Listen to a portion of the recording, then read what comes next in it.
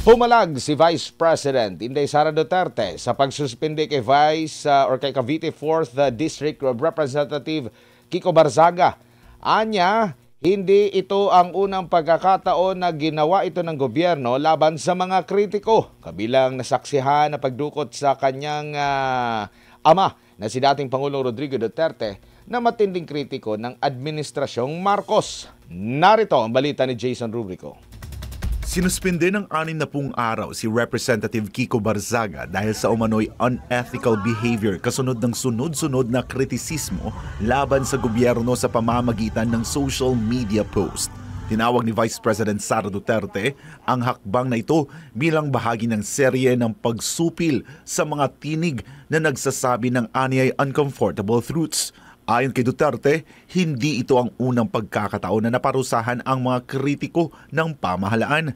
Aniya, sa loob lamang ng wala pang isang taon, nasaksihan ng bansa ang pagdukot sa isang dating pangulo at ang pagsasampa ng kasong inciting to sedition laban sa ilang individual, kabilang siya dahil sa kanilang pagtutol sa mga nasa kapangyarihan. Giit ni Duterte, sa isang bansang ipinagmamalaki ang demokrasya, hindi dapat ituring na banta ang pagtutol. Dagdag pa ng pangalawang pangulo, ang karapatan sa malayang pamamahayag ay hindi pribilehiyo ng nakatataas kundi batayang karapatan na ginagarantiya at pinoprotektahan ng konstitusyon. Aniya, karapatan ito ng bawat Pilipino, lalo na ng malingkod bayan na may tungkuling magsiwalat ng katotohanan.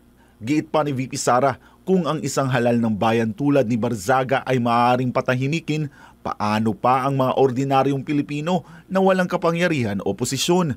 Binigyang diin ni VP Sara na ang tunay na demokrasya ay nangangailangan ng tapang at ang karapatang malayang magsalita at magtanong ay pundasyon ng demokratikong lipunan. Aniya, ang malayang pamamahayag at pagtutol ay hindi dapat ituring na banta o dahilan ng pananakot. Sa huli, iginiit nito na nakikiisa siya sa bawat Pilipino na hindi natitinag at patuloy na tumatayo sa harap ng pananakot. Para sa Diyos at sa Pilipinas kong mahal, ako si Jason Rubrico, SM9 News.